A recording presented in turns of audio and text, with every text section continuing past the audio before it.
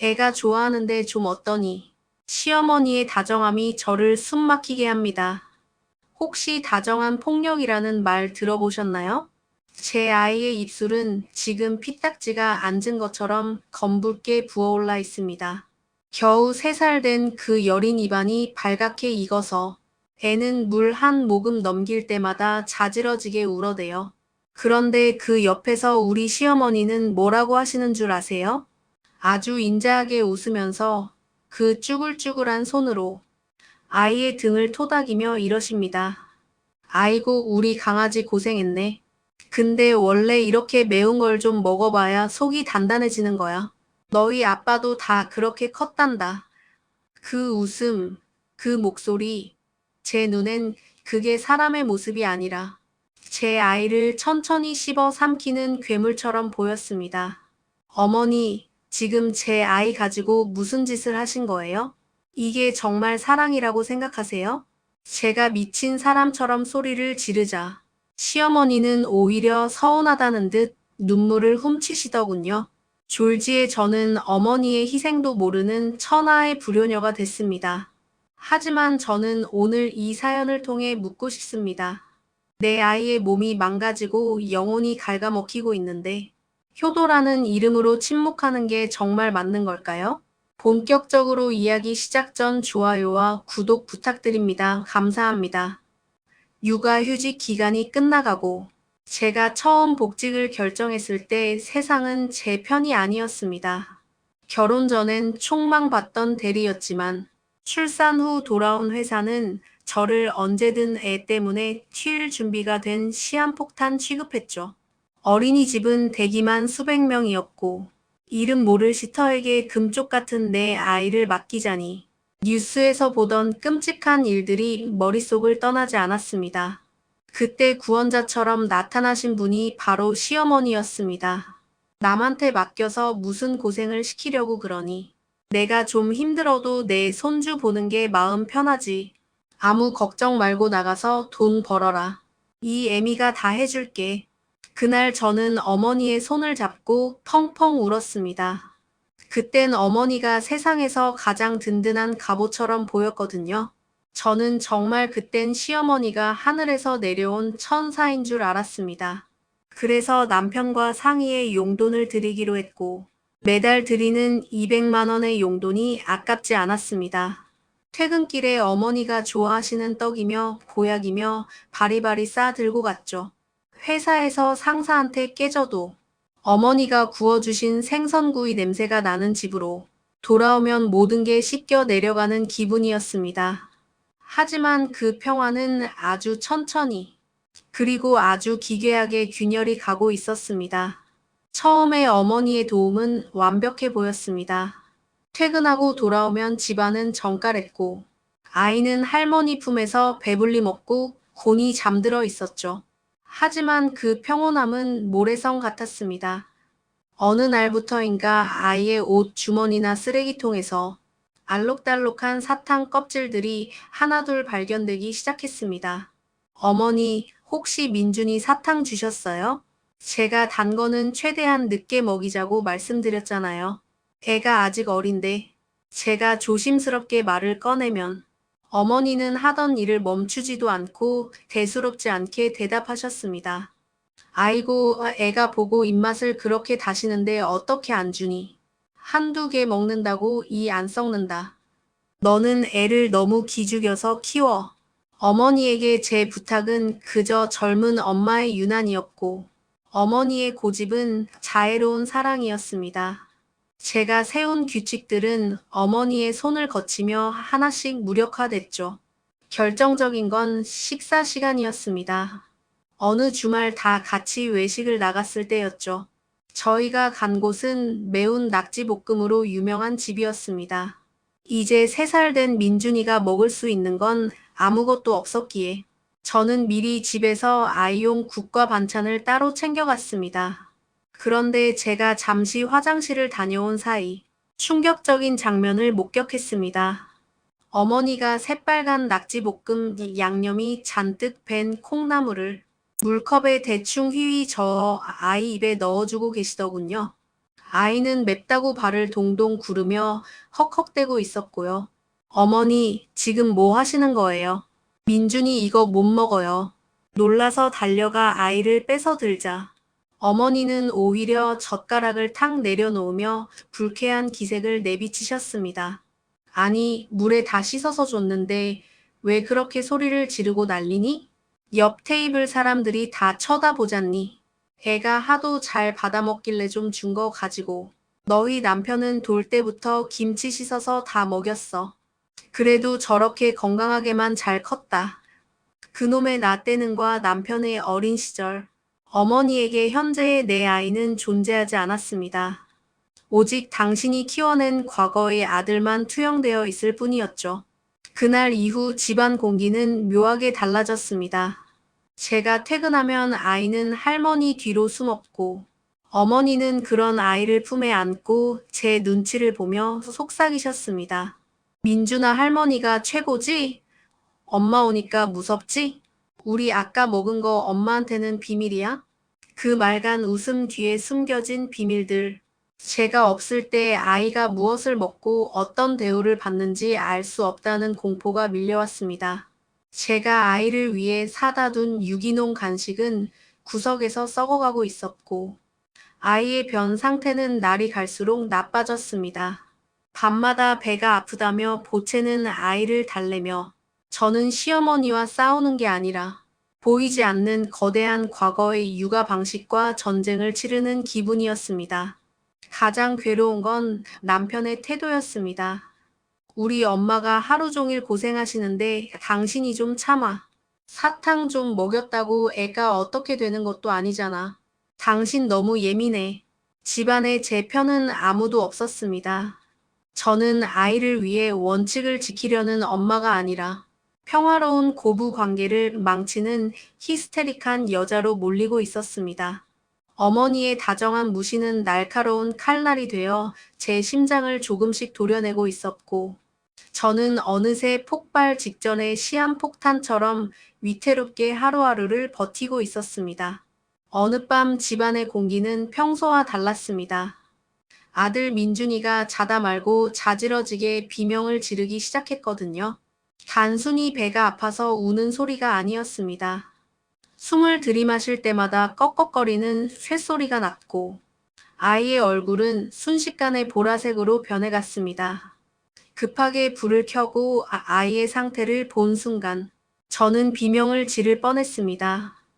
아이의 온몸에 붉은 두드러기가 돋아나 있었고, 입술은 풍선처럼 퉁퉁 부어올라 있었죠. 어머니, 민준이 왜 이래요? 또 대체 뭘 먹이신 거예요? 제 날카로운 목소리에 방에서 나온 시어머니는 당황한 기색도 없이 혀를 차며 느긋하게 걸어 나오셨습니다. 아이고, 뭘 또 호들갑이니. 애들이 자다 보면 좀 배앓이도 하고 그러는 거지. 내가 아까 견과류 좀 섞인 강정 한 조각 줬는데 그것 때문에 그러는 모양이다. 조금씩 먹어야 면역력이 생긴다고 했잖니. 면역력. 그 단어가 제 고막을 찢는 것 같았습니다. 제가 그토록 견과류 알레르기 수치가 높다고, 이건 생명과 직결된 문제라고 수백 번을 애원했건만, 어머니는 기어코 본인의 고집을 위해 제 아이의 목숨을 담보로 도박을 하신 겁니다. 아이를 들쳐업고 응급실로 달리는 내내 아이의 숨소리는 점점 잦아들었습니다. 제 등 뒤로 느껴지는 아이의 작은 몸이 너무나 뜨겁고 가냘퍼서 저는 핸들을 잡은 손을 벌벌 떨며 울부짖었습니다.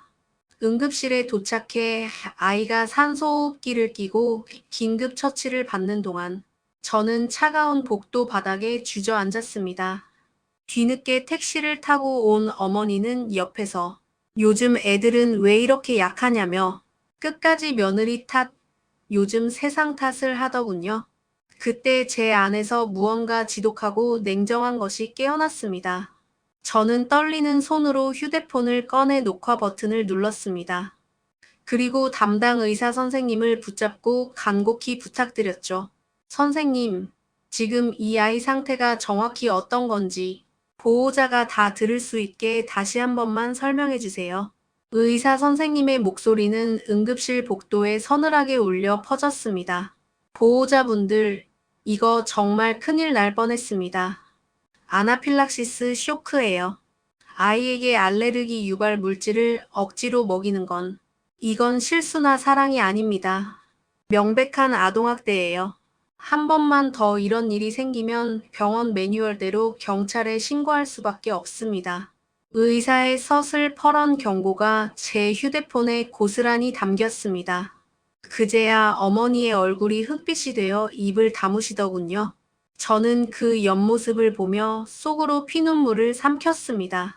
어머니의 그 다정한 고집이 제 아이를 죽일 뻔했다는 사실을 저는 죽을 때까지 잊지 않기로 맹세했습니다. 새벽 4시 응급처치를 마친 아이를 데리고 집으로 돌아왔습니다. 거실에 불을 모두 켰습니다. 잠이 덜 깬 채 소파에 앉아 어머니가 고생하시는데 당신이 좀 참지 그랬냐며 하품을 하는 남편.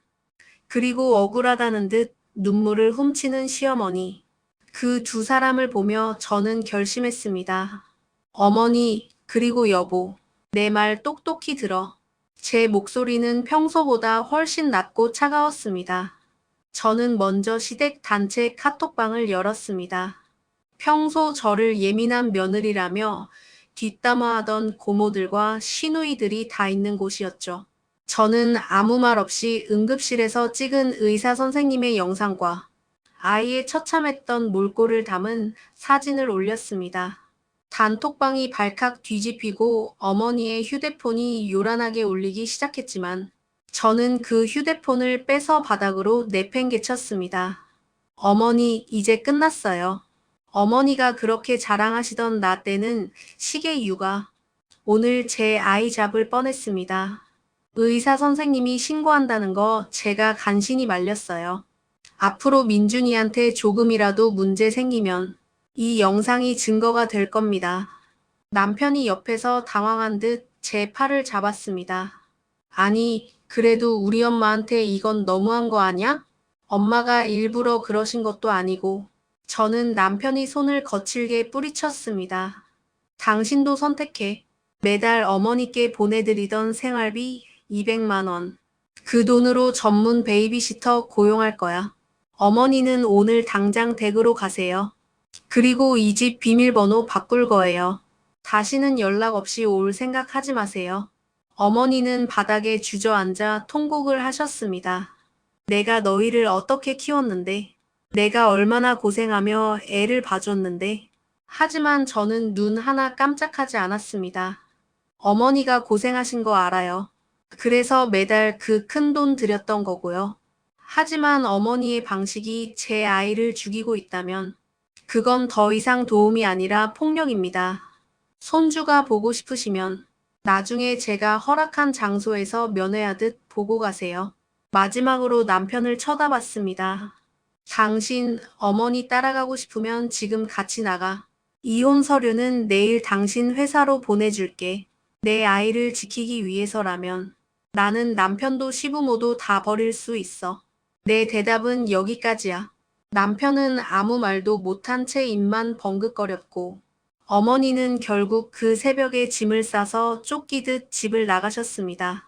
저는 그 뒷모습에 대고 현관문을 거칠게 닫아버렸습니다.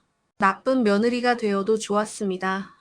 아니, 기꺼이 악마가 되어서라도 내 아이만큼은 지키겠노라고. 저는 텅 빈 거실에서 스스로에게 약속했습니다. 시어머니를 내쫓고 난 뒤, 텅 빈 거실에서 제가 가장 먼저 한 일은 친정 엄마에게 전화를 거는 것이었습니다. 목소리를 듣자마자 참았던 눈물이 터져 나왔죠. 그동안 시어머니 눈치 보느라, 워킹맘 노릇하느라 속으로만 사겼던 고름이 한꺼번에 터진 기분이었습니다. 엄마, 민준이가 죽을 뻔했어. 다음 날 새벽, 엄마는 첫 차를 타고 달려오셨습니다. 아이의 부은 얼굴과 응급실 기록을 본 엄마는 한동안 말을 잇지 못하시더니 저를 꼭 끌어안고 같이 우셨습니다. 미안하다, 내 새끼. 네가 이렇게 속이 타들어가는 줄도 모르고 나는 사돈이 애 봐주신다고 해서 마음 놓고 있었네.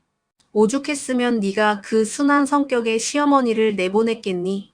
엄마는 그 길로 짐을 싸서 저희 집으로 들어오셨습니다. 그리고 제가 출근한 사이 시어머니가 엉망으로 만들어 놓은 아이의 식습관과 생활 패턴을 하나하나 바로잡기 시작하셨죠. 친정 엄마의 육아는 시어머니와는 차원이 달랐습니다. 엄마는 제가 부탁하기도 전에 소아과 전문의들이 쓴 책을 찾아보시고 아이의 알레르기 성분을 꼼꼼히 체크해 식단을 짜셨습니다. 요즘은 다 과학이야. 내 경험이 뭐가 중요하니? 해 몸 상태가 우선이지. 퇴근하고 돌아오면 집안에서는 시큼한 낙지 냄새 대신 아이를 위해 정성껏 끓인 맑은 채소 냄새가 났습니다. 아이의 변 상태는 눈에 띄게 좋아졌고 밤마다 배가 아프다며 울던 아이는 이제 천사처럼 곤히 잠들었습니다. 가장 놀라운 건 아이의 변화였습니다. 할머니 뒤로 숨으며 눈치를 보던 아이가 이제는 엄마가 퇴근하면 현관까지 달려나와 환하게 웃어주었습니다. 비밀이야라는 가스라이팅 대신 할머니랑 건강한 거 먹었어 라고 당당하게 말하는 아이를 보며 저는 확신했습니다. 이게 진짜 가족의 모습이라는 걸요. 그런데 어느 날 시어머니가 예고도 없이 다시 저희 집 문을 두드렸습니다. 아들에게 용돈이 끊기고 연락이 안 되자 몸이 달아오르신 거겠죠. 아니, 사돈이 왜 여기 계셔? 우리 민준이 할머니 보고 싶었지? 어머니가 뻔뻔하게 거실로 들어서며 아이에게 또 슬그머니 사탕을 내밀려던 그 순간 친정 엄마가 그 손을 낚아채셨습니다. 사돈, 이제 그만하시죠. 우리 딸이 그동안 예의 차리느라 말을 아꼈나 본데 제 눈에는 사돈이 하신 거 사랑 아니라 학대로 보입니다. 내 자식 귀하면 남의 자식 귀한 줄도 아셔야지. 어떻게 애 목숨을 가지고 면역력 운운하며 도박을 하세요? 시어머니는 당황해서 아니, 내가 언제라며 말을 더듬었지만 친정 엄마의 기세는 꺾이지 않았습니다. 민준이 이제 제가 봅니다. 우리 딸 눈에서 피눈물 나게 한 사람. 저도 더는 안 참아요. 다시는 연락도 없이 여기 오지 마세요. 이건 제 사위랑도 이미 다 끝낸 이야기니까요.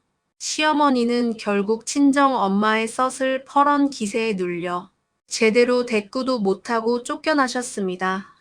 거실 창밖으로 멀어지는 시어머니의 뒷모습을 보며 저는 비로소 진정한 해방감을 느꼈습니다. 어느덧 집안의 폭풍이 지나가고 일주일쯤 지났을까요? 전화 한 통이 걸려왔습니다. 시아버지였습니다. 평소에는 무뚝뚝하게 안부조차 묻지 않으시던 분이 낮은 목소리로 헛기침을 하며 입을 떼시더군요. 아가, 나다. 애미가 너한테 서운하게 한 건 내가 대신 사과하마. 사람이 나이가 들면 좀 고집도 생기고 다 애가 예뻐서 그런 거 아니겠냐? 이제 그만 화 풀고 주말에 애 데리고 한번 내려오너라. 네 시애미가 밥도 못 먹고 누워만 있다. 전형적인 가족이니까 이해하라는 식의 사과. 그 속엔 제 아이가 겪은 고통에 대한 진심 어린 반성은 없었습니다. 그저 집안의 평화를 위해 며느리인 제가 한 발 물러서라는 무언의 압박이었죠. 제가 대답을 망설이자 아버님은 덧붙이셨습니다. 남편 놈도 중간에서 얼마나 힘들겠냐. 네가 좀 대범하게 넘어가 줘라. 다 가족 잘 되자고 하는 일 아니냐. 그 가족이라는 단어가 그날따라 왜 그렇게 무겁고 숨이 막히던지 전화를 끊고 나니 돌덩이가 얹힌 것처럼 가슴이 답답해졌습니다. 남편은 이제까지 뭐 했냐고요? 여전히 제자리를 맴도는 방관자입니다. 남편은 요즘 제 눈치를 보며 집안일을 돕습니다. 쓰레기도 먼저 비우고 설거지도 제때 해놓더군요. 하지만 우리 사이의 공기는 예전 같지 않습니다. 거실에 같이 앉아 있어도 남편의 시선은 늘 허공을 향해 있고 가끔 어머니와 몰래 통화를 하는지 베란다로 나가는 뒷모습을 볼 때마다 제 가슴 한구석은 차갑게 식어갔습니다. 어느 날 밤 남편이 술 기운을 빌려 슬쩍 말을 꺼내더군요. 당신 마음 알겠는데 그래도 우리 엄마잖아. 평생 자식 키우느라 고생만 하신 분인데 당신이 비밀번호까지 바꾸고 용돈 끄는 건 솔직히 좀 가슴 아프다. 엄마가 일부러 그런 것도 아니잖아. 결국 남편은 변하지 않았습니다. 제 아이를 사지로 몰았던 어머니의 고집보다 어머니가 겪는 소외감이 이 사람에겐 더 큰 상처였던 겁니다. 나를 지켜주겠다던 남편은 없었습니다. 그저 효도라는 굴레에서 벗어나지 못한 여전히 어머니의 품을 그리워하는 아들만 제 앞에 앉아 있을 뿐이었죠. 더 소름 돋는 건 시어머니의 태도였습니다. 한 달쯤 지났을까요? 갑자기 연락이 와서는 마치 응급실 사건은 꿈이었다는 듯 예의 그 인자한 목소리로 물으시더군요. 며느라가 나다. 이제 애 좀 괜찮아졌지? 내가 어제 시장 갔다가 민준이 좋아하는 말랑카오랑 사탕 좀 샀는데 이번 주엔 언제 맡길 거니? 너도 회사 일 바쁠 텐데 내가 가서 좀 봐줘야지. 미안하다는 말 한마디 없었습니다. 아니, 본인이 무슨 잘못을 했는지조차 잊으신 것 같았죠. 언제 맡길 거냐는 그 평범한 질문이 저에겐 다시 시작될 전쟁의 선전포고처럼 들렸습니다. 자신의 방식이 틀렸다는 걸 인정하는 순간 본인의 삶 전체가 부정당한다고 믿으시는 걸까요? 어머니는 여전히 다정한 할머니의 가면을 쓴 채 제 아이의 곁으로 돌아올 기회만 엿보고 계셨습니다. 시어머니는 포기를 모르는 분이었습니다. 비밀번호가 바뀌어 들어오지 못하자 이제는 매일 아침 아이의 간식 사진을 찍어 보냅니다. 민준이가 좋아하는 젤리 이만큼 샀어. 사과 한마디 없이 여전히 본인이 무엇을 잘못했는지 모른 채 아이를 볼모로 저를 악역으로 만듭니다. 엄마 몰래라는 단어 속에 숨겨진 그 독이 얼마나 치명적인지 어머니는 평생 모르시겠지요. 가끔은 정말 제가 너무한 건가 하는 착각마저 듭니다.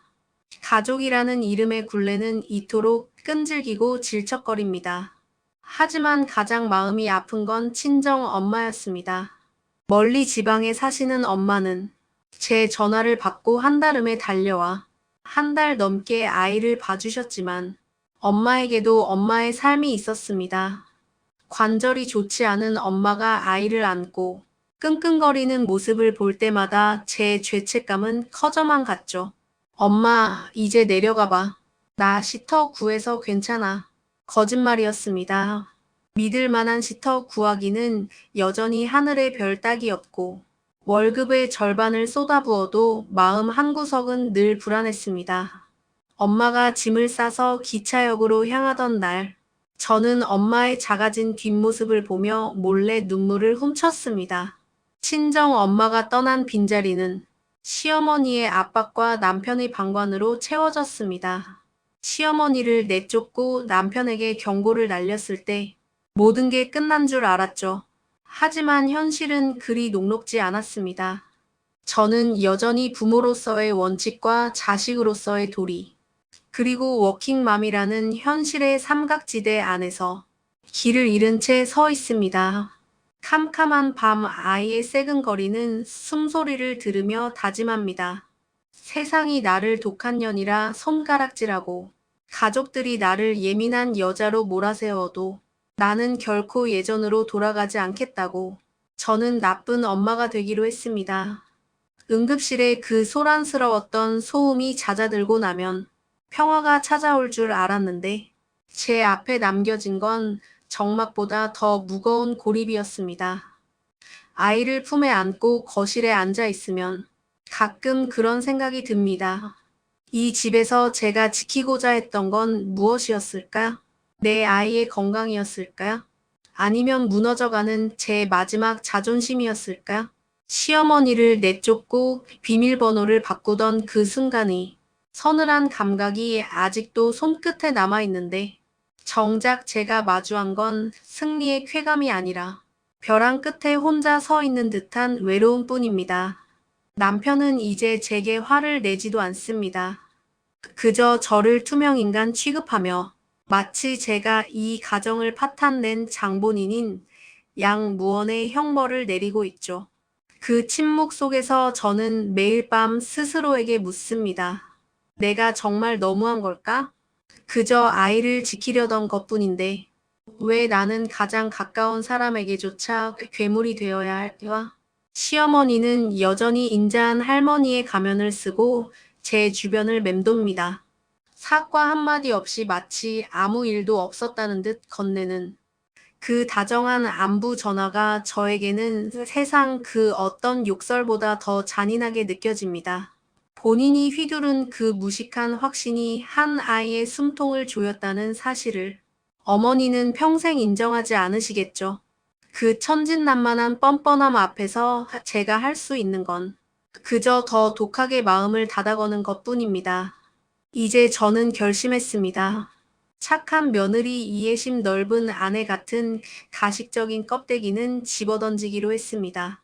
세상이 저를 손가락질하고 가족이라는 사람들이 저를 비정하다 욕해도 상관없습니다. 내 아이의 숨소리를 지킬 수만 있다면 저는 기꺼이 이 집안의 가장 추악한 악역이 되어 평생을 살아갈 겁니다. 가족이란 이름으로 행해지는 그 다정한 학대를 어디까지 견뎌야 할까요? 제가 선택한 이 고독한 전쟁이 정말 틀린 걸까요? 하지만 한 가지는 확실합니다. 내 아이를 지키기 위해 기꺼이 악역이 된 모든 엄마의 선택은 결코 틀리지 않았다는 것을요. 친정 엄마마저 다시 고향으로 내려가시고 저는 이제 완벽한 고립 속에 있습니다. 퇴근 후 아이를 시터에게 건네받고 엉망이 된 집안을 정리하며 혼자 맥주 한 캔을 따는 것이 제 유일한 위로입니다. 언젠가는 남편이 어머니의 아들이기 이전에 한 아이의 아빠로서 제 손을 잡아주기를 간절히 바라면서요.